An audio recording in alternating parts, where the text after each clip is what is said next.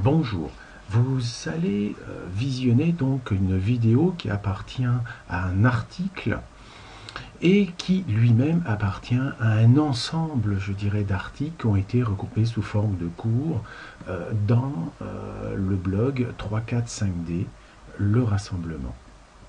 Donc vous savez que la démarche sur la voie de l'éveil demande d'aller fouiner un tout petit peu partout et nous sommes souvent perdus par rapport à tout cela devant cette masse énorme d'informations. Donc à ce titre, sur ce blog, vous aurez la possibilité de pouvoir, je dirais, aller à votre rythme en regardant par exemple quels sont les préalables au cours, le cours lui-même divisé en 12 chapitres, ainsi qu'avec les suppléments. Donc pour les autres parties, vous aurez l'occasion de découvrir quand vous y viendrez. Donc n'hésitez pas, quand vous aurez visualisé cette vidéo, d'aller visiter le lien de l'article lui-même et ensuite, ce sera à vous de faire votre propre chemin selon votre cœur. Merci, au revoir.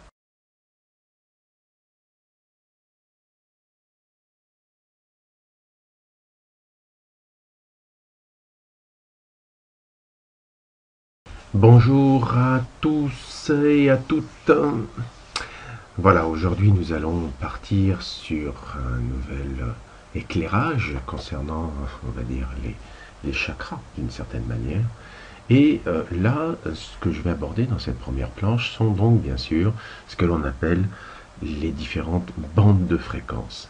Comme je vous disais, à la fin, comme je l'ai écrit, nous sommes étagés comme une bande de fréquences. Donc par exemple au niveau de la radio, si on prend un poste de radio, on a effectivement par exemple l'AM, on a la FM, mais on pourra avoir bien sûr d'autres fréquences que l'on pourrait capter aussi différemment. Donc ici je vous ai représenté globalement toujours les chakras, donc du 1 au 7e, avec toujours ce doublement de fréquences que nous avons systématiquement entre chaque bande de fréquences. Donc ici, on pourrait considérer que ça serait la AM, que si ça serait la FM, et puis que ça serait d'autres bandes de fréquences. Je sais pas moi. Enfin bref, ce sont des étages différents. C'est pour ça qu'au niveau du titre, j'ai parlé de densité, puisque ce sont des densités, on va dire, vibratoires différentes. Ce sont aussi des plans d'expérimentation différents. On peut aussi parler d'étages ou de bandes de fréquences. Vous voyez, donc il y a beaucoup de mots pour dire que c'est comme, je dirais, au niveau de l'aquarium. Si je reprends mes choses basiques, on pourrait considérer que ici, donc ça c'est le premier trigramme. Le trigramme inférieur, c'est tout ce qui concerne la matière. Ici, c'est tout ce qui va considérer le ciel. Et puis, ça c'est au-delà. Donc nous allons voir que cette structuration est identique à bien des niveaux, mais je ne vais pas recommencer ici et maintenant tout ce que j'ai pu raconter là-dessus.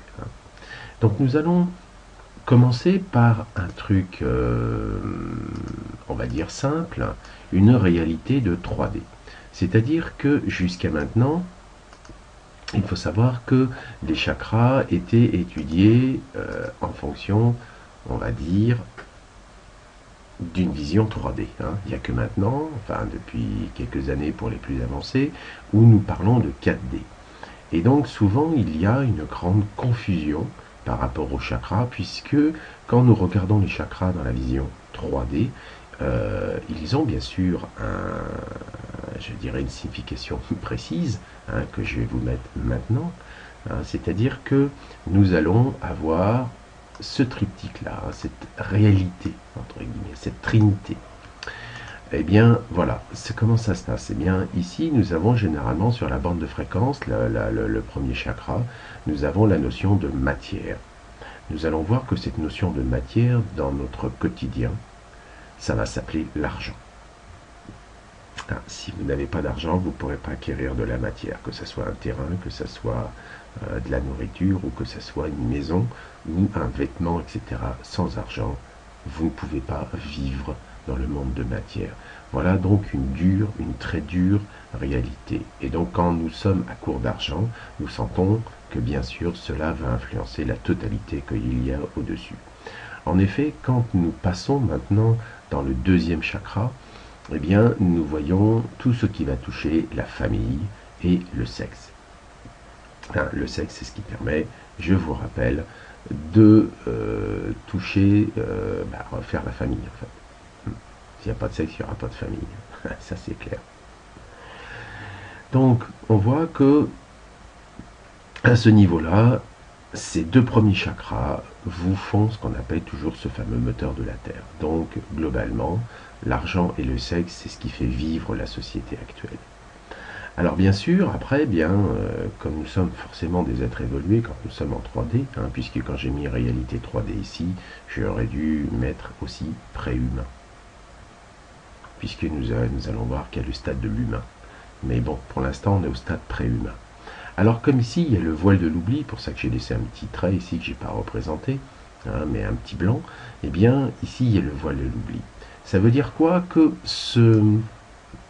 ces trois premières bandes de fréquences va être pour nous une réalité bien tangible, on va dire. On la sent véritablement quand nous sommes incarnés dans la matière et nous appelons ça tout simplement le bas astral. C'est-à-dire que tout ce que nous allons générer là, eh bien, qu'allons-nous faire quand nous sommes un petit bonhomme de 3D, un préhumain basique? Eh bien, on va projeter, entre guillemets, nous allons projeter cette partie-là de l'autre côté du voile, puisqu'ici c'est le voile de l'oubli. Donc nous allons, ni plus ni moins, prendre ce trigramme inférieur et mettre le trigramme supérieur avec une projection ligne à ligne. Donc ici, bien la ligne 1, on va la retrouver en ligne 1 dans le trigramme supérieur. Et donc cette ligne 1, ça va être relativement très simple. Donc je vous mets les gros paquets à fur et à mesure pour éviter d'avoir à jouer beaucoup de la souris. Eh bien, nous allons obtenir ceci. C'est-à-dire que nous allons avoir,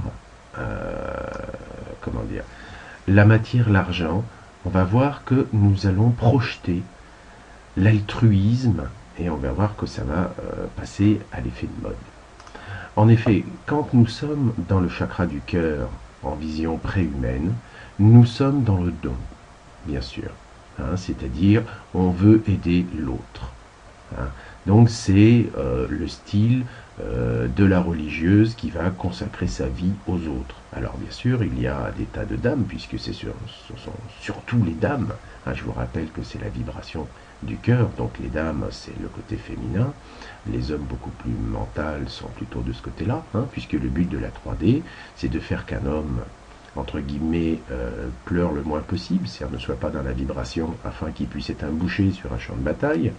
Et puis pour les dames, on leur dit, écoutez, c'est beau vos sentiments, c'est bien tout votre truc, il faut vraiment vous consacrer aux autres. Et donc, grosso modo, comme c'est une vision relativement très 3D, on va dire, on va leur dire, oui, il faut vous offrir aux autres, on est bien d'accord, il faut que vous soyez dans l'altruisme total, mais on considère que vous êtes des cruches, et donc à ce moment-là, vous ne pouvez pas voter. Enfin bref, on ne peut pas associer, je dirais, le sentimentalisme à la grosse logique du mental avec des prises de décision. Donc c'était une incompatibilité notoire en 3D. Donc on voit que l'altruisme, en fait, d'un point de vue, on va dire, féminin, et en vision 3D, c'est surtout, pendant que tu es en train de t'occuper des autres, tu ne t'occuperas pas de toi. Voilà, grosso modo. Donc la dame, en s'abandonnant à dire oui, je vais élever mes enfants, parce que rappelez-vous, ça c'est féminin et ça c'est féminin, je vais m'occuper de mes enfants, je suis la mère au foyer, je me dévoue complètement, je suis le papier peint total, et ça va être ma vie. Et donc ma vie va se résumer tout simplement à être coincée entre le pouvoir du chef de famille et bien sûr la rentrée d'argent conséquente, puisque ici c'est un chakra masculin et là aussi. Donc globalement on peut dire que madame est complètement coincée entre des notions de sécurité d'argent, on va dire, sécurité des murs, et bien sûr une autorité qui est bien sûr plus intelligente qu'elle. Donc voyez comment la société d'aujourd'hui et d'hier a été construite. Donc tout ce que nous voyons au-dessus ici n'est que la projection de ce trigramme inférieur vers le haut.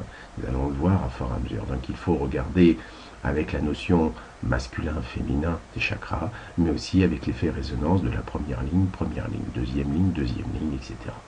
Donc nous allons voir que ici, si j'ai mis la mode, eh bien globalement c'est simplement quand on est dans l'altruisme de 3D, entre guillemets, c'est surtout par rapport à notre ego. C'est-à-dire que si on se dit, on se fait voir comme quelqu'un qui agit pour les autres, qui se donne, eh bien ça fait toujours mieux que quelqu'un qui pense qu'à sa gueule. Donc c'est pour ça que la règle de base en 3D, c'est ne sois pas égoïste. Alors bien sûr, ne sois pas égoïste, ça veut dire tu ne penses pas à ta gueule. Hein, donc, quelque part, tu vas travailler pour la famille, tu vas travailler pour tout le monde, mais tu ne penses pas à ta gueule, hein, puisque tu es dans l'extérieur. Hein, tu es dans la densité, dans l'extérieur, et l'environnement prend le dessus sur toi. Toi, tu n'es qu'une bille, qu'un mouton, dans un monde réglé, millimétré, entre guillemets, par les gens qui vont être au-dessus. Alors, derrière la bonne sœur ou le curé qui va aller s'enfermer dans un monastère, hein, pour vivre d'une certaine manière l'altruisme, parce que dites-vous bien qu'un curé dans son église, c'est un altruiste dans le sens qu'il pense bien sûr à ses fidèles. Donc le stade au-dessus, bien vous pouvez imaginer ici que nous étions dans le moteur de l'humain, et bien ici nous passons dans le moteur du ciel. Donc nous allons trouver dans cette projection entre guillemets une résonance bien sûr entre la ligne 2 et la ligne 5. Nous allons trouver une résonance, c'est-à-dire que ici on parle d'une famille avec papa, maman et les gosses, et ici on parle d'une famille en disant nous nous regroupons. Nous nous regroupons en termes de religieux, donc de religion. Donc il y aura les catholiques, il y aura les musulmans, il y aura les bouddhistes, enfin on s'en fout. Il y aura donc des religions, c'est-à-dire des familles de pensée. Alors bien sûr, ce qu'il y avait de pensée au niveau du cœur, puisqu'une religion par définition c'est quelque chose qui est issu du cœur, mais vous pouvez bien sûr imaginer que derrière c'est qu'une histoire de mental ego. Et bien quand la religion a pris beaucoup de place à une époque, eh bien il y a eu bien sûr sa contrepartie qu'on appelle la politique. Donc dans la politique, eh bien vous êtes soit de gauche, vous êtes soit de droite, etc., ou d'extrême droite, d'extrême gauche, de centre. Enfin, vous appartenez à une famille politique. Donc on voit bien que il y a une relation vraiment avec le deuxième chakra, disons qu'avec la deuxième ligne du trigramme. Et donc là, eh bien, la religion et la politique n'ont qu'une ambition, c'est bien sûr de régner, hein, puisqu'on est au niveau de la gorge, donc il cause bien. Donc pour ça que ici, ben, on va parler dans des églises, on va parler dans des officines, enfin dans des offices religieux, alors que ici, eh bien, on appellera ça le Sénat ou enfin d'autres choses institutionnelles entre guillemets. Donc vous voyez que c'est pratiquement c'est la même chose. Hein. Donc l'objectif, c'est effectivement de dominer la famille. Alors ça joue beaucoup plus à un niveau autre, hein, puisqu'ici on est quasiment dans la tribu, et ici c'est la gestion de l'ensemble des tribus, qui va donner des nations. Enfin à peu près. Hein. Voilà, vous avez à peu près l'idée là. Ensuite, eh bien forcément, après, je pense aux autres, donc je ne pense pas à moi. Je suis regroupé comme un mouton et parqué comme un mouton selon des couleurs précises. Alors, en contrepartie, je vais aller chercher l'essence même de la religion. C'est-à-dire que ici, on est bien sûr dans le verbe co-créateur. Pour l'instant, un cerf dans la gorge, on cause bien. Hein. Eh bien, là, on va passer dans le fameux troisième œil. Et là, c'est l'occulte.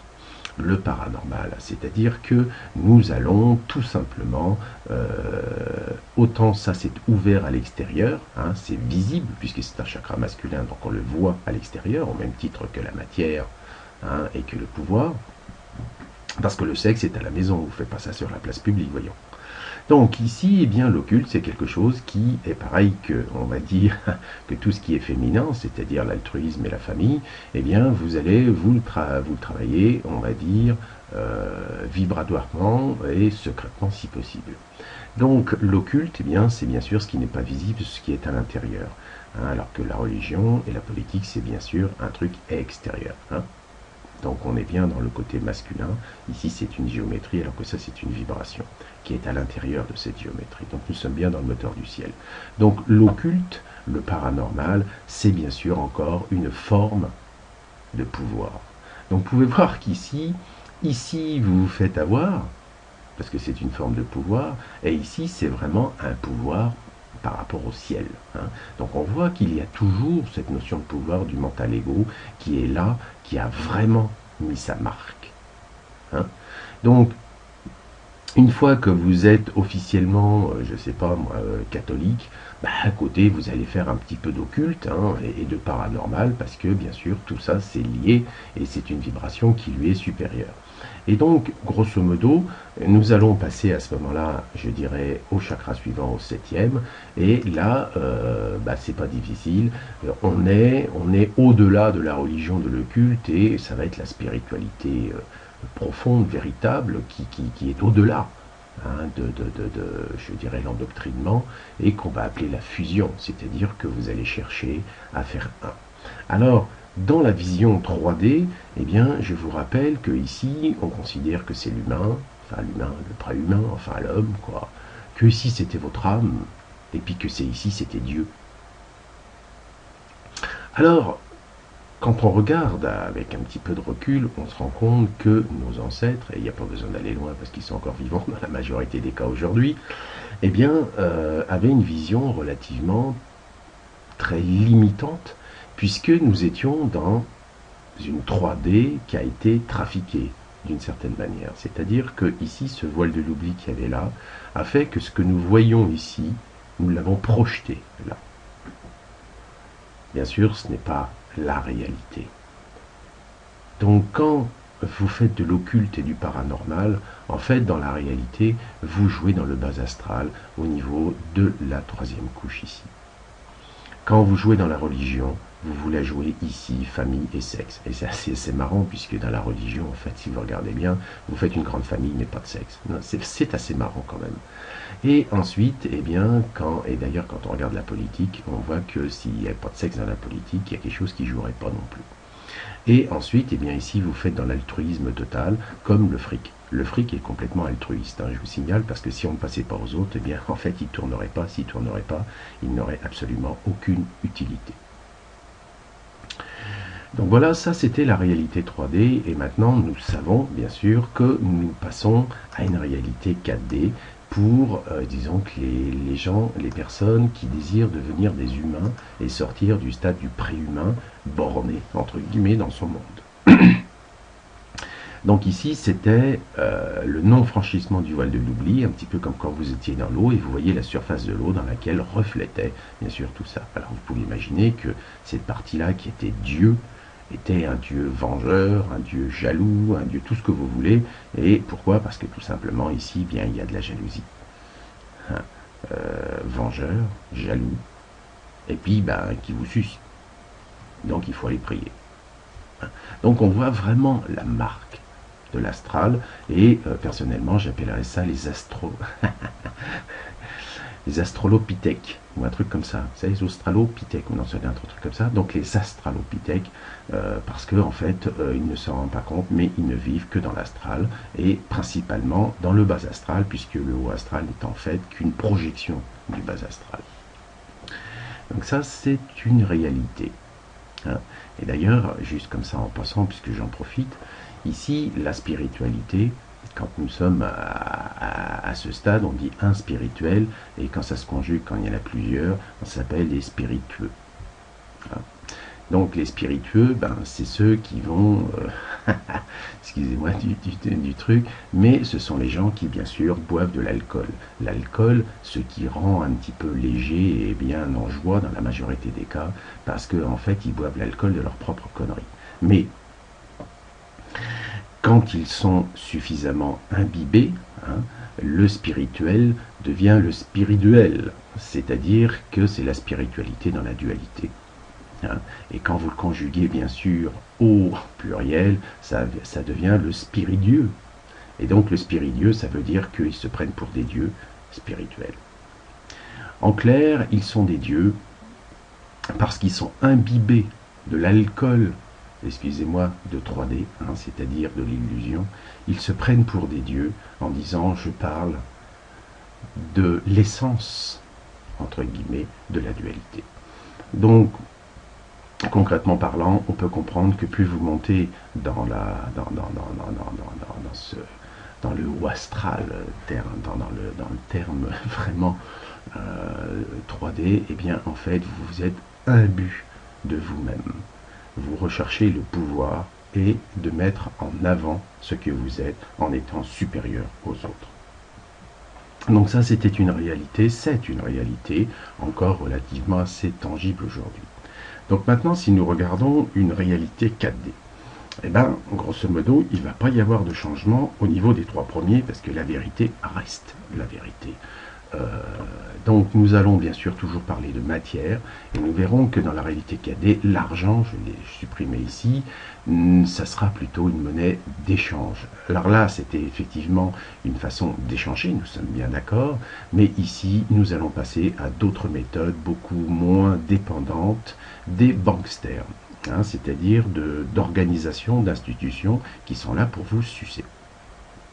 Donc ici, quand nous allons passer en 4D, nous allons troquer, nous allons avoir un système d'échange qui sera, je dirais, non plus basé par rapport à des bourses à New York ou à Francfort ou à Londres, tout ça, qui ne sera pas directement accessible aux fameux traders, qui sont en fait des voleurs patentés. Hein. C'est les traders qui décident d'une certaine manière en mettant des sous quelque part, enfin disons en disant bah oui j'achète ci ou je revends cela, qui font en fait je dirais la pluie et le beau temps, et qui bien sûr au passage ramassent tout ce qu'ils peuvent. Hein. Donc grosso modo ce sont des voleurs que l'on paye. C'est tout à fait officiel. Mais bien sûr, si on les paye, c'est pas dire que ceux qui les payent sont encore plus voleurs qu'eux. Bref. Ensuite, nous allons passer donc toujours au deuxième chakra, qui va toujours représenter la sexualité, mais aussi la santé. Hein. Donc il est évident que quand nous sommes en 4D, eh bien, la notion de santé, c'est-à-dire la notion d'harmonie, de bien-être par rapport à votre corps, va être important par une sexualité, on va dire, dégagée de toutes les fanfaronnades, on va dire, de 3D. Hein, c'est-à-dire que vous allez vivre votre propre sexualité sans complexe, ouvertement, et sans bien sûr avoir aucune culpabilité par rapport à tout ça. Hein, donc c'est une notion très différente, la notion de couple n'a rien à voir entre ça et ça, puisque ici vous serez avec, je dirais, un individu unifié, c'est-à-dire qui est, je dirais, équilibré entre son masculin et son féminin, alors que ici c'était madame est complètement déséquilibrée, monsieur aussi, c'est deux moitiés ici qui s'ajoutent, alors que ici c'est un 1 entier avec un 1 entier. Donc on parlera toujours de sexualité, mais la vision qu'on en a est absolument différente.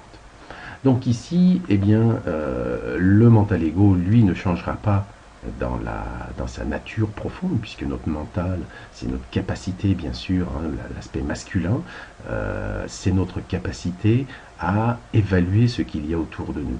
Simplement, ce mental ego ici sera mis au service de l'étage d'au-dessus, et non pas « je suis le pouvoir ». C'est-à-dire que le fait de passer ce voile de l'oubli va faire que ce mental ego sera mis au service, c'est-à-dire qu'il ne sera plus le chef. Il sera un exécutant, on va dire, heureux d'exécuter. Donc, je vais en profiter aussi pour vous en parler. Ici, eh bien, nous avions besoin, entre guillemets, ce qu'on appelle du libre arbitre. C'est-à-dire, le libre arbitre, c'était, si je décide, il faut que je décide par rapport à ce que je suis. Et donc, il y avait un mode de décision important, puisque le libre arbitre, c'est la notion de survie. Je vous rappelle que la notion de survie vient de la notion du trigramme inférieur. Il faut que je survive. Ici, je vous rappelle, minéral. Lui survive, il n'a rien à battre. Le monde végétal, lui, c'est pas difficile. C'est la vie dans toute son abondance. C'est-à-dire que si ça peut pousser, ça poussera. Donc ici, c'est le stade reproductif maximal au niveau du végétal. Vous pouvez le voir, si vous jardinez n'importe quoi, n'importe où, de toute façon, ça poussera quand même. Quoi que vous fassiez, que vous plantiez ou pas, de toute façon, ça poussera, si ça peut pousser, bien sûr. Et ici, bien, c'était donc le stade animal, ça veut dire qu'on va essayer de sauver sa peau en courant. Parce qu'ici, l'arbre, il ne peut pas courir, donc s'il y a un bûcheron, il est mal. Alors que là, il peut courir. Donc on voit que cette notion ici de survie, de reproduction et de survie est intrinsèque à ce monde. Donc ici, bien, quand nous allons passer dans la réalité 4D, eh bien, nous sortons du mode de la survie, pour la simple et bonne raison, c'est que nous allons, comme dirait l'autre, notre mental ego va écouter notre petite voix. Et notre petite voix, c'est bien sûr quelque chose que tout le monde aimerait entendre et qui dit qu'il n'écoute pas, mais dans la réalité, nous l'entendons, mais nous ne savions pas que c'était notre petite voix.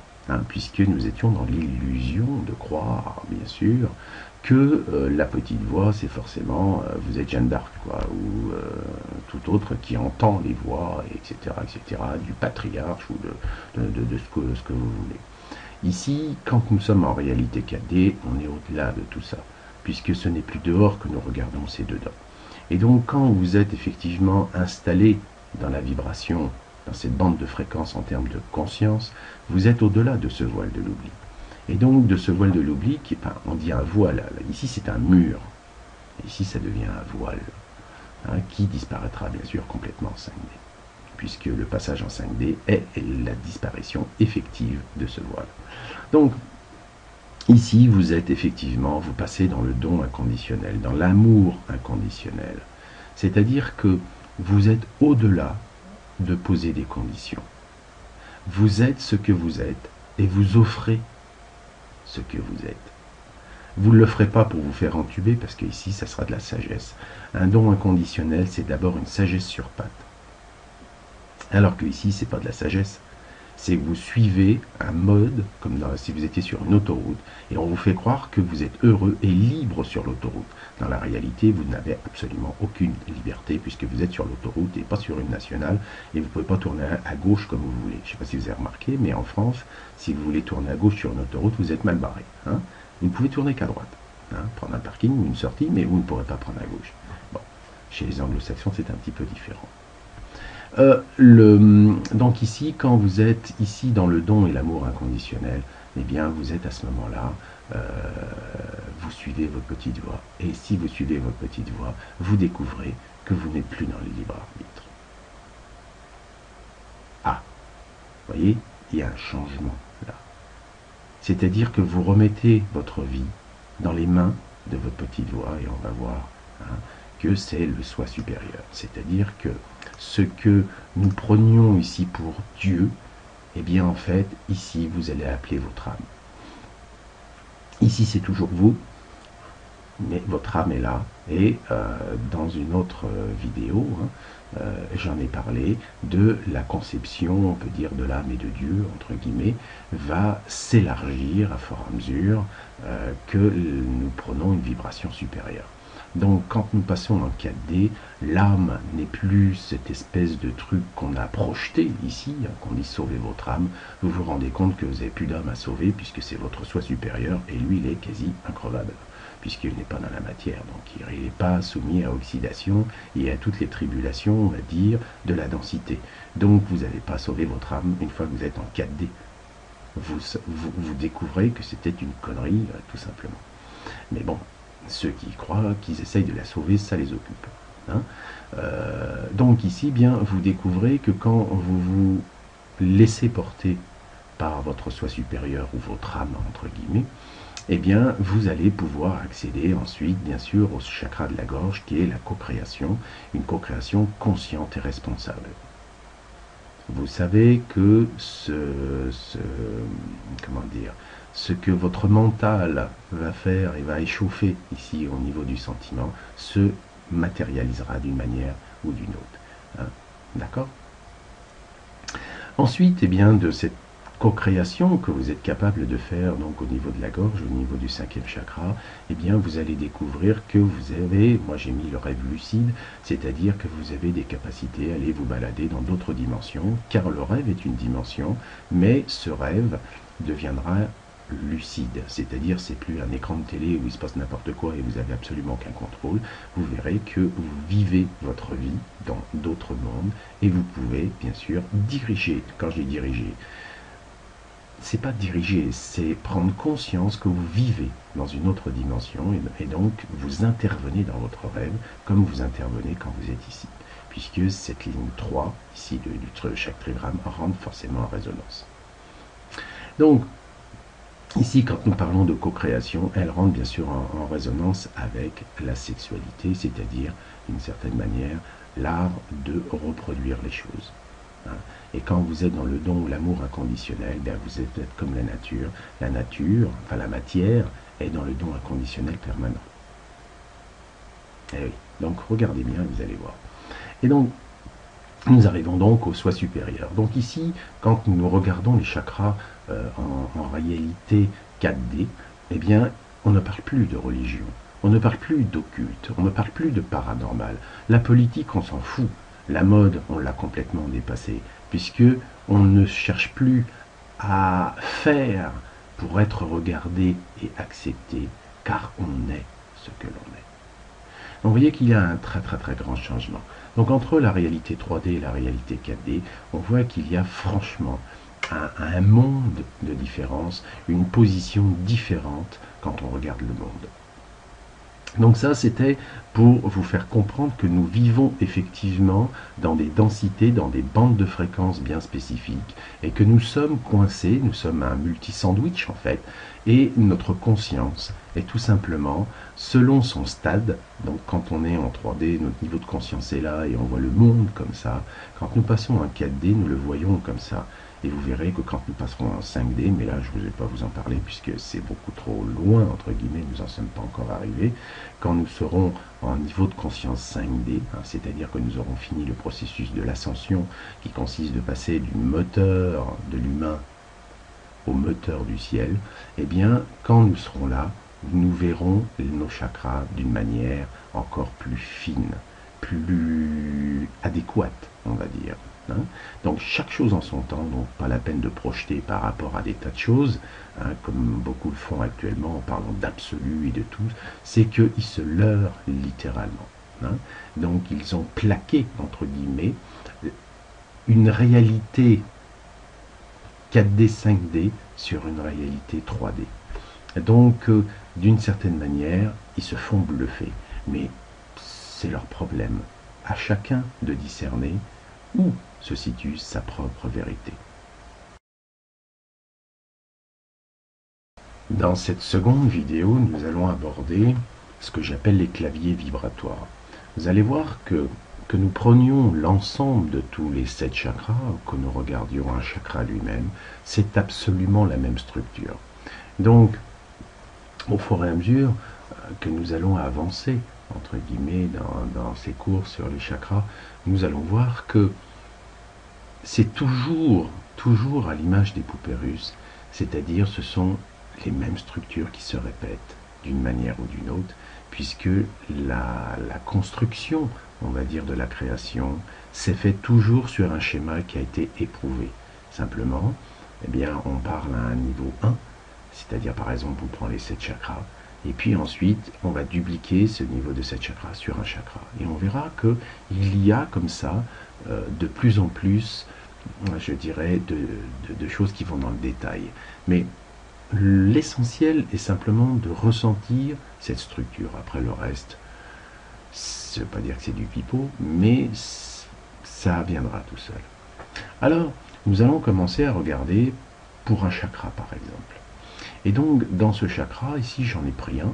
J'ai pris, par exemple, le deuxième, celui de la santé, celui du sexe, de la sexualité, ou de la famille, comme vous voulez. En fait, on s'en fout. C'est un chakra, point barre. Donc, lui, sa couleur, c'est la bande de fréquence orange. Donc, dans ces bandes de fréquence orange, je vais commencer à lui mettre ce que j'appelle le cône de la dualité. C'est-à-dire qu'en clair, nous savons qu'un chakra, son premier cône extérieur, celui qui nous arrive, qui va submerger l'ensemble, c'est l'enveloppe extérieure de notre aura, eh bien nous avons effectivement ce cône de la dualité. Donc c'est lui qui nous sépare l'intérieur de l'extérieur. En clair, c'est la chose qui va être mise à l'épreuve de suite. entre guillemets, pour toute entité. Toute entité qui, bien sûr, essaiera de franchir ce qu'on appelle le voile de l'oubli, c'est-à-dire en termes de conscience. C'est-à-dire qu'il découvre qu'il n'est plus un animal qui est en état de survie, mais simplement qu'il est un humain qui est là pour vivre ses émotions, on va dire, hein, d'une certaine manière. Mais bon, nous allons le voir à fur et à mesure que nous allons avancer. Alors ici, bien ce chakra, entre guillemets, donc il y a ce premier cône de la dualité, son armure extérieure, vous savez, celle qui est plus ou moins grisounette, hein, voilà. Donc ici, ce cône est celui de la dualité. Donc ici, je vous ai représenté la dualité, c'est-à-dire il y a le blanc, eh bien, ce sont toutes les vibrations supérieures, entre guillemets, et puis le noir, ce sont bien sûr les mêmes vibrations supérieures, mais qui sont emprisonnées dans la matière. Donc ici c'est le ciel et ici c'est la terre. Donc, globalement, hein, la matière, le ciel, hein, la terre, le ciel, le Dieu, tout ce que vous voulez. Hein. C'est pour ça que nous regardons toujours vers le haut, hein, entre guillemets. Donc comme je vous avais dit, eh bien j'ai pris effectivement le chakra, le deuxième chakra ici, et ce chakra, eh bien, il est comme tous les autres, il a une couleur, bien sûr, c'est ce que j'appelle toujours un chakra principal, hein, et puis, eh bien, ça va donner, comme dirait l'autre, un plan, hein, un plan, une bande de fréquence, ou ce qu'on va appeler un octave, si nous regardons les choses sous le point de vue, on va dire, musical, mais il faut savoir que quand nous parlons de fréquence, quand nous parlons de vibration, eh bien on sait que la vibration va s'appeler différemment selon la bande de fréquence qu'on va regarder. Donc sur certaines bandes de fréquence, ça sera un son, sur d'autres bandes de fréquence, ça sera une lumière visible avec nos yeux, sur une bande de fréquence, ça sera par exemple de l'infrarouge, ou ça sera des ondes radio, etc. Donc de toute façon, quand dans toute la littérature, et quand on va dire les autres entités nous parlent, quand ils parlent d'un octave, c'est un octave, c'est tout. Après, on dit, bah oui, lequel ? Donc ça peut être celui du premier chakra, comme celui du septième, comme celui du troisième, mais en fait il y a aussi d'autres octaves, puisque l'octave générale de l'humain, qui va de 1 à 7, hein, les 7 premiers chakras, eh bien il y a d'autres octaves. Donc pour l'instant on est coincé dans notre bande à nous de l'expérimentation 3D, 4D pour l'instant, dans un corps faisant la jonction entre la 1D et la 7D. Mais jonction matérielle, on est d'accord, mais qui peut nous emmener en fait jusqu'à la 12D à minimum. Mais bon, on va pas aller trop dans les détails. Donc ensuite, eh bien, nous savons que à l'intérieur, je dirais, d'un chakra ayant une couleur principale, une bande de fréquence spécifique, eh bien, nous allons expérimenter les 7 couleurs fondamentales, les 7 notes fondamentales. Et cette note fondamentale, nous les appelons, hein, ce sont donc, on va les appeler les couleurs, des chakras, moi je les ai appelés les chakras secondaires, c'est pas heureux on va dire, mais bon c'était il y a quelques années de ça quand je parlais, en fait ce sont des sous-plans, ici c'est un plan, et ici ce sont les sous-plans. Si nous prenons l'aspect musical, eh bien un octave est composé de 7 notes. Donc ici, eh bien, nous avons des notes. Et ces notes, c'est pas difficile, je vais vous les mettre tout de suite. Eh bien, vous les avez là, c'est-à-dire que ça va partir du Do, Ré, Mi, Fa, Sol, La, Si, tout simplement. Donc ici, un chakra, voilà comment il est composé globalement. Donc là, la couche couleur, entre guillemets, va être tout simplement le deuxième habit, hein, c'est-à-dire celui qui permet d'avoir le cône des couleurs. Donc après, je dirais, le cône de la dualité, eh bien, toute chose extérieure qui viendra nous pénétrer sera dans le domaine du sentiment, c'est-à-dire des couleurs. Hein. D'accord? Donc ici, on va voir que c'est le plan mental, que ici, c'est le plan émotionnel, principalement. Hein. Et donc, que ceci est je veux dire, à mettre en relation avec la 3D, que ceci, ça sera avec la 4D, et puis on verra la relation avec la 5D, qui est l'aspect co-créateur. En effet, si nous regardons l'aspect co-créateur, eh bien, nous allons voir que c'est le troisième cône, celui qui est je dirais, celui de la co-création, entre guillemets, et c'est-à-dire le son. Donc nous vous retrouvons bien nos trois cônes, la dualité, la couleur et la sonorité. Alors, qu'est-ce qu'ils ont, je dirais, en commun par rapport à notre vie de tous les jours? Parce que on peut toujours se poser la question, se dire, mais oui, bon, ça c'est vachement bien, c'est conceptuel, mais moi ça ne me change rien dans ma vie. Eh bien, c'est là qu'on se trompe. Parce que le premier clavier, puisqu'ici vous avez toujours 7, eh bien, cette note, entre guillemets, cette couleur, eh bien, ce premier clavier que je vais parler, eh bien, c'est le clavier des regards. C'est-à-dire que votre façon de regarder, c'est votre façon de comment vous jugez ce qui est. Donc c'est bien, la première chose que vous faites, c'est spontané, puisque votre corps, c'est-à-dire si je représentais l'aura complète ici, eh bien, c'est son armure, c'est son intégrité. Et donc, son armure, eh bien, va être votre regard.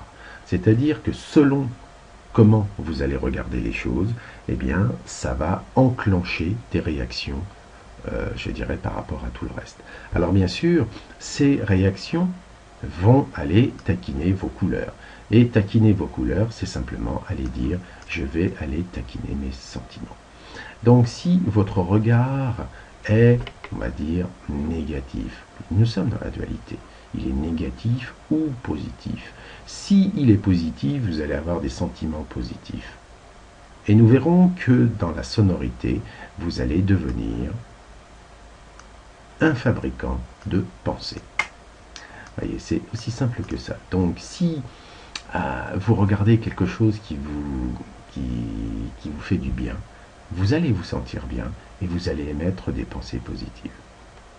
Si par contre votre regard détermine que c'est pas blanc, c'est plutôt noir, eh bien vos sentiments vont prendre une couleur, bien sûr, en rapport, qui va être des couleurs, on va dire, ternes, et qui va générer forcément des pensées correspondantes. Donc si vous voyez négatif, vous aurez des sentiments négatifs et donc des pensées négatives. Voyez, il y a une relation claire, nette et précise entre ce que nous vivons dans notre quotidien et la véritable structure énergétique que nous avons. Voilà, c'était ça que je voulais vous démontrer pour l'instant, parce que vous allez comprendre effectivement que ici nous n'avons parlé que du chakra, du deuxième chakra. Mais nous allons avoir bien sûr la même répétition pour chacun des chakras. Donc on aura un rouge, on aura un orange, on aura tous les autres, et ça va nous déterminer un clavier à 7 octaves qui correspondent aux 7 bandes de fréquences sur lesquelles nous sommes structurés. Dans cette troisième vidéo, nous allons poursuivre ce que nous avons commencé, c'est-à-dire de voir comment à l'origine, par exemple, quand nous étions encore, on va dire, tout neuf, et ça c'est le processus, on va voir, de l'apprentissage dans la pyramide spatio-temporelle de 3D, 4D, eh bien nous passons du végétal, on va dire, à l'animal, et nous partons donc avec ce qu'on appelle un regard vierge. C'est-à-dire que quand vous êtes un animal, vous ne réfléchissez pas, vous n'avez pas de croyance, vous n'avez rien, vous êtes ce que vous êtes. En pleine acceptation, sans même vous poser la question. Donc, vous êtes dans l'être-té par définition quand vous êtes un animal, dans le règne animal. Et donc, nous allons voir que le fait de passer dans le stade d'un corps humain, c'est-à-dire on est verticalisé, c'est-à-dire que notre colonne vertébrale n'est plus parallèle à la Terre, mais perpendiculaire à la Terre.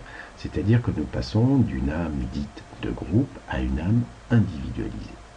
Donc ce processus d'apprentissage, qui est donc un processus d'apprentissage de la 4D, puisque en tant qu'humain nous passons donc dans la 4e règne, eh bien en tant qu'humain nous allons à ce moment-là, je dirais, générer des peurs qui sont dues à notre apprentissage.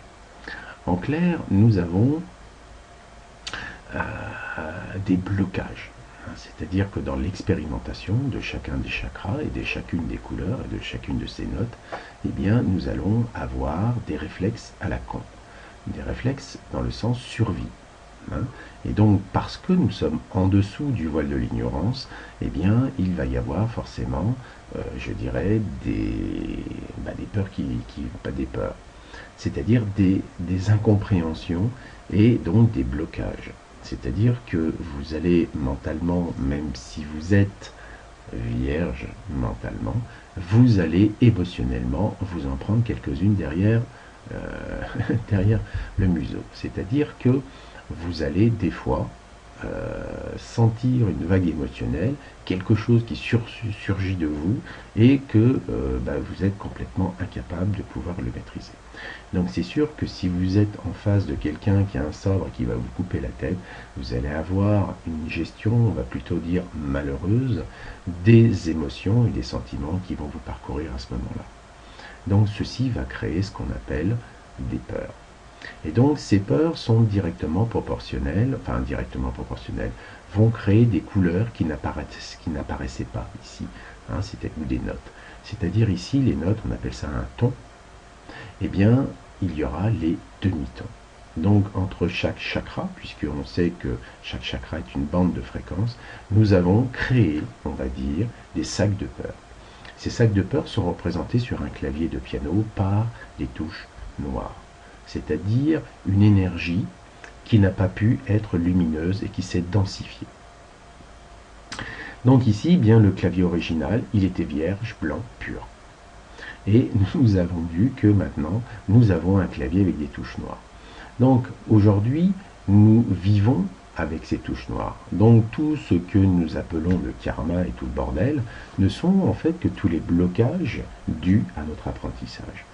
Cela donne, entre guillemets, là j'ai mis octave de fin d'année scolaire, c'est-à-dire que quand ça c'était au début et là maintenant on est à la fin, eh bien on a ce qu'on appelle un regard polarisé.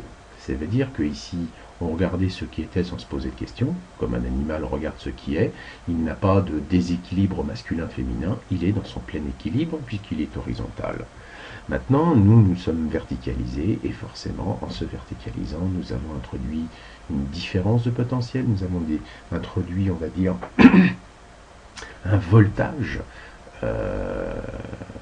entre guillemets, qui fait qu'il y a des différences entre ceci et cela. Voilà pourquoi cette notion de vouloir être supérieur aux autres, etc.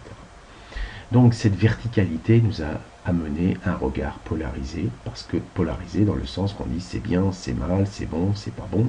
Donc pour certaines personnes c'est bon d'aller tuer des gens, d'aller les dévaliser, pour d'autres on dit c'est moins bon. Néanmoins, eh bien, nous jouons sur un clavier qui est donc totalement différent de ce qui était là. Et forcément, eh bien, notre couleur originelle de notre chakra, qui était, je dirais, pure, est devenue grisounette, entre guillemets, c'est-à-dire qu'il s'est embué de toutes nos peurs. Et donc forcément, vous imaginez que ceci, c'est beaucoup moins flamboyant que ce que c'était à l'origine. Alors les touches blanches essayent d'être toujours blanches, on le verra, et puis les noires, elles n'existaient pas. Donc on voit qu'aujourd'hui, quand nous jouons une musique, si vous essayez de jouer uniquement avec les touches blanches, ça vous paraît fade. Et quelque part, jouer avec les touches noires et faire des accords, eh bien, ça vous semble beaucoup plus naturel. En clair, eh bien, nous sommes passés de la page blanche, vierge, à une page écrite. Et vous savez, une page écrite, c'est simplement du carbone noir qui est simplement fondu sur la feuille. Voilà, c'est ça l'écriture. Donc, globalement, comme je vous disais à la vidéo précédente, eh bien, quand nous mettons bien sûr les 7 chakras à la queue leu, c'est-à-dire côte à côte, donc on voit bien nos 7 bandes de fréquences, nous voyons que nous avons bien sûr notre clavier systématique et que eh bien, nous trouvons toujours les mêmes sonorités, les mêmes couleurs, répétées tous les octaves. Donc si vous avez eu un problème sur le do, on va dire ici, là, c'est-à-dire sur le plan matériel, de la sexualité, on va dire plan matériel, eh bien, vous allez effectivement, en fait, vous n'arrivez pas à trouver de partenaire, donc vous vous sentez mal. Bref, et donc ça va enclencher, bien sûr, une note Do ici qui va être colorée par celle-ci, hein, etc. Et donc vous rendez compte qu'une note Do jouée quelque part influence la totalité des autres notes. Hein. Donc, voilà pourquoi nous jouons toujours sur un clavier à deux mains. Nous avons la main gauche qui va jouer dans les graves, pendant que la main droite cavalera sur les petites notes divines. Car je vous rappelle que les trois premiers règnes sont un règne de la densité, alors que ces trois-là sont un règne du côté beaucoup plus aérien. Voilà pourquoi il y a toujours, d'un certain côté, une musique de base, pilote, qui joue fluette. Hein. Et donc c'est l'association, bien sûr, du ciel et de la terre qui fait que on se sent vachement bien. Voilà, donc ici c'était le clavier de la dualité sur les 7 octaves.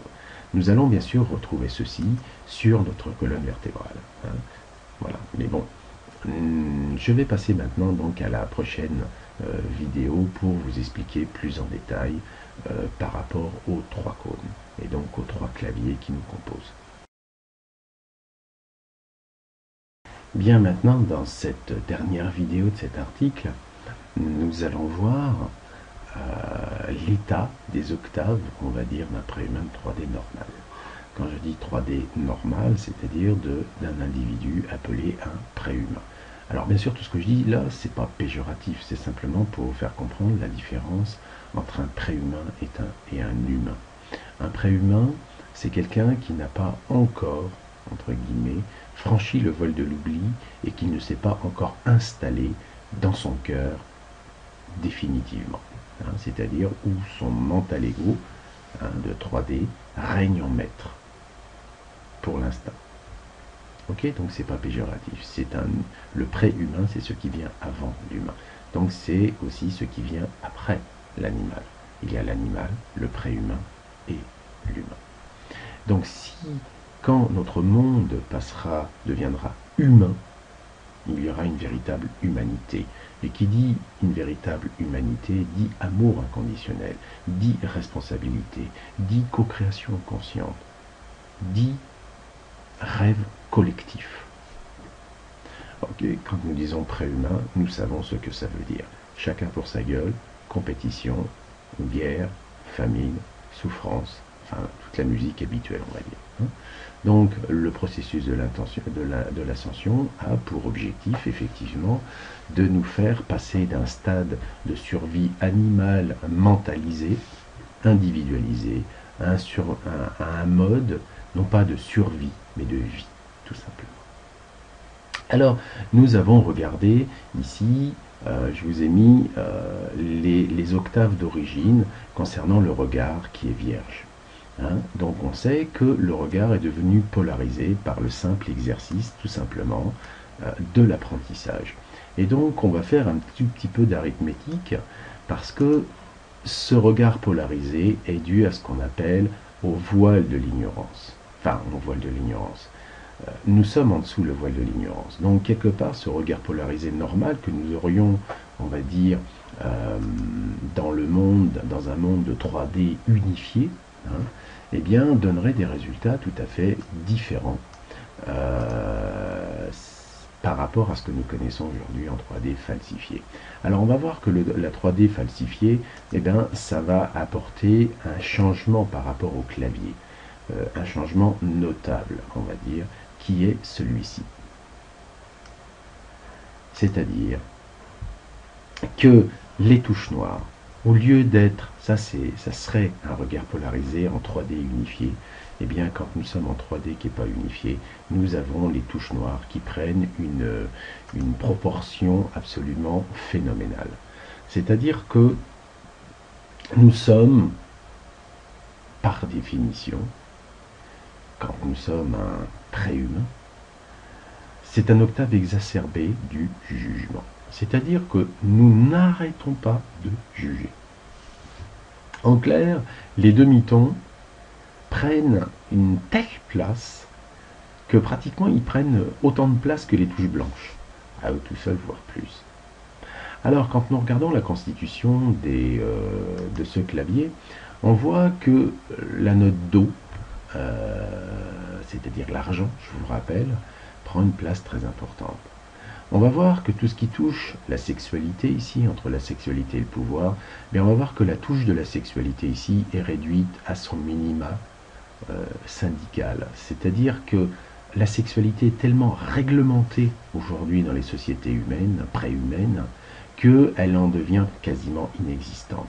C'est là qu'il y a, on va dire, un maximum de culpabilité, car les religieux savaient qu'en massacrant la sexualité d'un individu, en la canalisant à un truc crikiki qu'on appelle juste la reproduction, puisque quand on écoute le pape, ce qu'on a entre les jambes ne sert uniquement qu'à reproduire, donc ce qui veut dire que si vous voulez avoir pas trop d'enfants, vous tirez un coup seulement une fois tous les 2 ans, et puis ça suffira. Puis si vous faites tous les ans, à ce moment-là, vous serez beaucoup plus dans le reproduisez-vous à fond les manettes.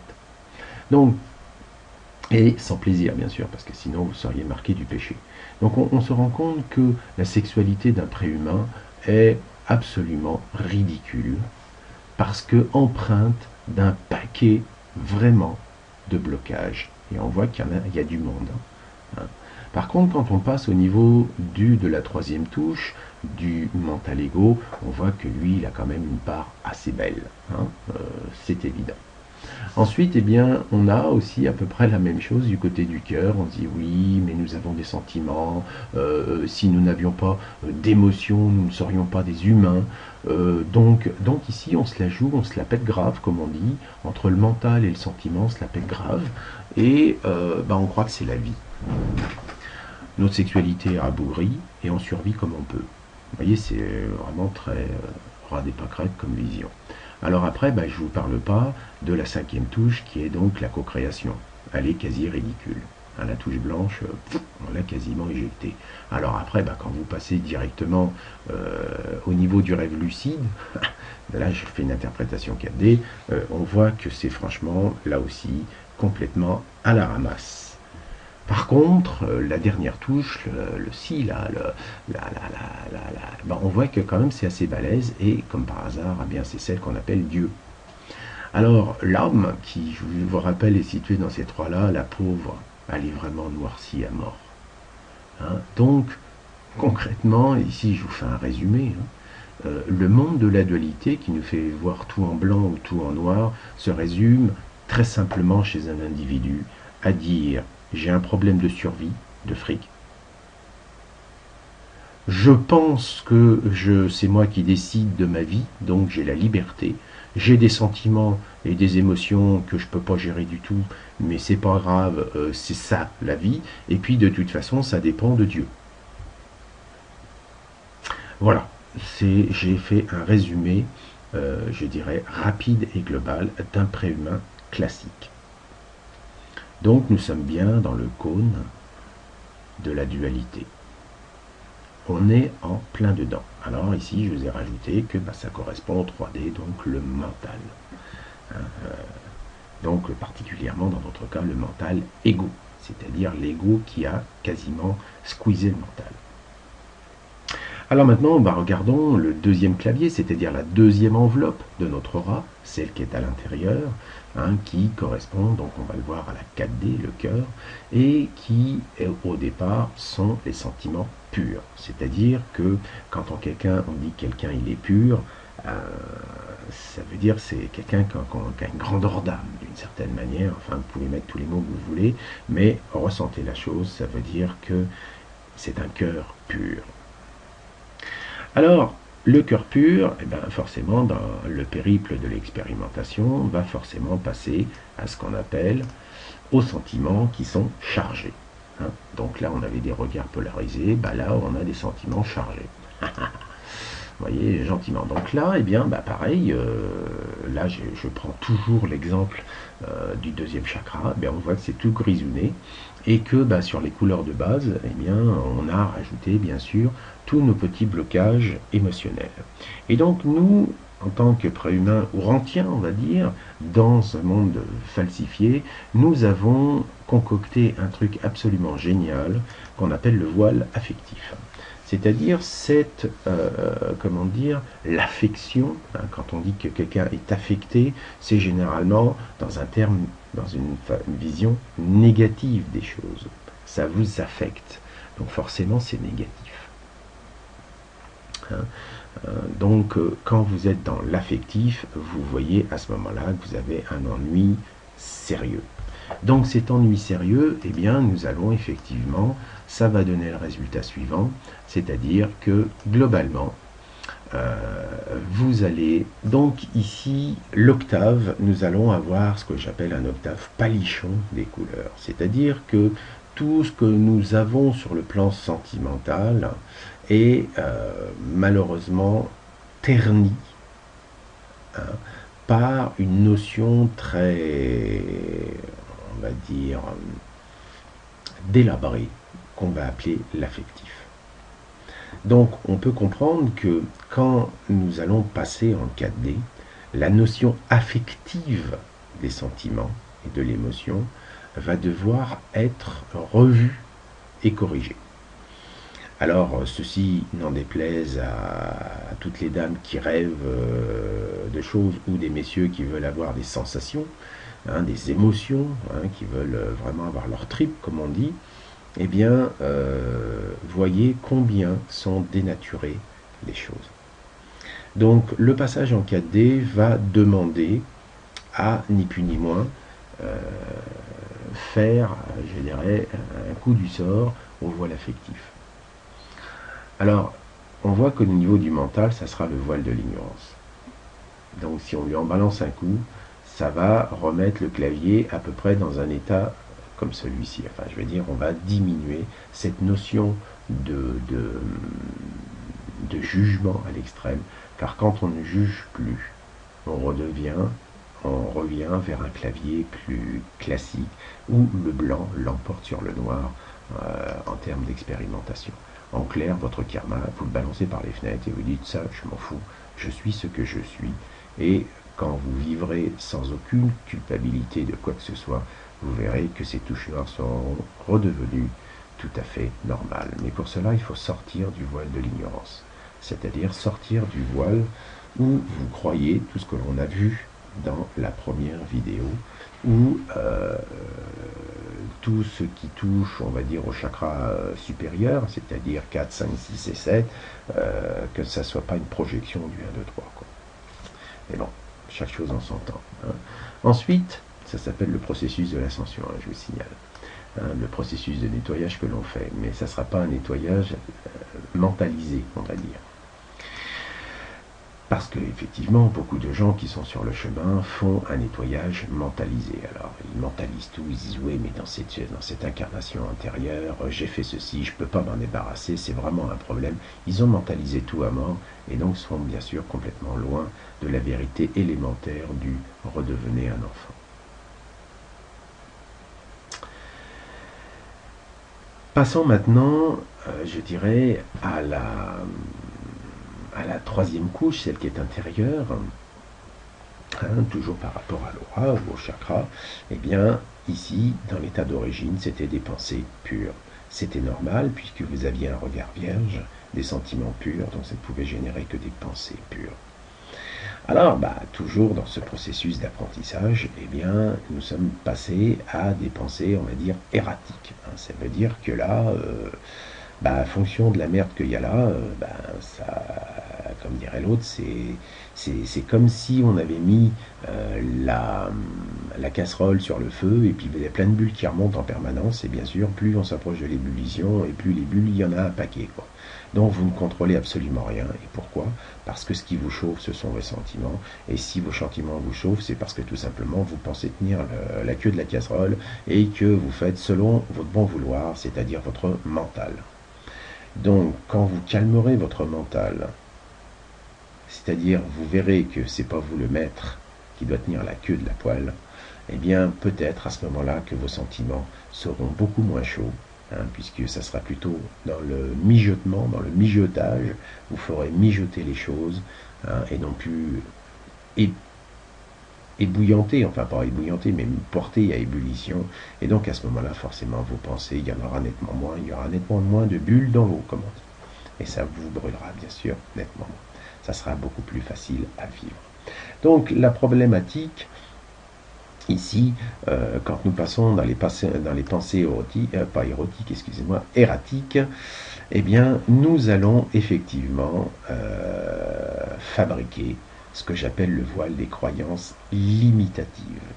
Je vous rappelle que si ici c'était de la 3D, c'est-à-dire le chakra, la fréquence, la bande de fréquence du mental, et ici la bande de fréquence du cœur, hein, rappelez-vous, nous sommes un humain, enfin nous sommes dans le moteur de l'humain, avec pour mission de passer dans le moteur du ciel, hein, de la co-création consciente, je vous rappelle. Donc le résultat, eh bien on arrive à ça. Ici, nous allons avoir un octave qui va être affaibli de la co-création. C'est en clair, nos croyances limitatives font que le Dieu qui est en nous, capable de créer n'importe quoi, croit qu'il est nul à chier et qu'il est incapable de co-créer. Alors bien sûr, il co-crée inconsciemment, et après il se dit, mais pourquoi j'ai autant d'emmerdes? Bah, c'est relativement simple. Donc quand nous regardons tout ça en 3D, hein, c'est-à-dire la notion du préhumain, comme je vous l'ai dit ici, le préhumain de 3D normal, hein, puisque bien sûr on pourra ultérieurement faire ce qui sera un humain de 4D normal, hein, on va pouvoir faire l'exercice si vous voulez bien, mais plus tard, eh bien nous pouvons voir qu'il est assez mal barré quand on additionne le tout. Donc vous pouvez imaginer que le processus de l'ascension va être bien sûr d'éliminer le voile de l'ignorance en accédant à la véritable information, c'est-à-dire celle qui est dégagée de toutes les croyances limitatives qui ont été mises surtout pour vous limiter dans votre compréhension des choses, et donc une culpabilité maximale. Il va falloir bien sûr aller faire un sort à votre voile affectif, c'est-à-dire à tous ces liens qui en fait vous emprisonnent totalement et vous empêchent d'être vous-même en termes de sentiments, hein, d'expression de vos émotions et de votre sensibilité. Donc ici, je vous rappelle, ça va être l'aspect physique, mental. Ici, ça va être l'aspect sentimental, émotionnel. Et vous allez donc ici avoir effectivement à faire un sort à vos croyances limitatives d'un être humain séparé du tout et qui en fait n'est qu'un malheureux grain de sable qui va se faire broyer encore plus menu par l'usure des institutions et de toutes les conneries qu'il y a autour. Donc concrètement, eh bien, nous sommes relativement très affaiblis. Alors en clair, si je faisais un résumé, commençons à mettre le clavier ici des croyances limitatives qui dit que grosso modo on est une merde et qu'on ne va pas pouvoir faire grand chose de notre vie, entre guillemets. Hein. C'est en termes de puissance, hein, je parle. Hein. Alors bien sûr, je tire un peu le trait, mais globalement, c'est ça. Ensuite, eh bien, si je rajoute ce clavier palichon des couleurs, nous allons arriver à ceci, c'est-à-dire que nous allons avoir des sentiments extrêmement mitigés, pas clairs et manquant de patates. En clair, nous allons avoir des soucis pour pouvoir encore plus être dans la co-création, puisque nos sentiments étant déjà voilés, ce que nous allons créer va être bordélique. Et donc, heureusement que, il faut voir les bons côtés, heureusement que notre clavier, on va dire, des pensées est relativement affaibli. Donc ça veut dire qu'il y a plein de petites bulles, mais ils ne sont pas puissantes. Donc ça crée de la merde, beaucoup de la mousse, mais c'est pas du consistant. Mais à la longue, ça fait quand même du monde, on est d'accord. Donc plein de petites choses arrivent à faire quand même à la longue une plage. Mais la plage sera plutôt, on va dire, de sable, non pas de sable blanc et de sable, vous savez, agréable, ça sera plutôt un sable grisâtre, voire noirâtre, comme toutes les plages issues des volcans. Ensuite, eh bien, quand je rajoute le clavier du jugement, et voilà ce que ça vous donne. Donc je sais que c'est un résumé visuel, mais un préhumain de 3D, c'est ceci.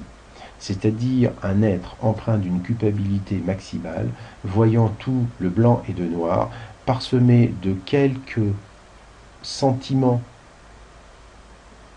entre guillemets, étant une portion des vrais sentiments, entre guillemets, et de plus totalement affaibli dans sa capacité co-créative. Donc, en clair, en résumé, on peut dire qu'on est des gros dégénérés. Bon, ça faisait partie de l'expérience. Nous avons mis la barre très très haute, et en mettant la barre très très haute comme derrière l'autre, eh bien, nous avons réussi à la franchir, mais d'une certaine manière, on s'est écrasé encore plus, on va dire, en la sautant de l'autre côté, hein, parce que plus vous sautez haut, et plus la chute est dure.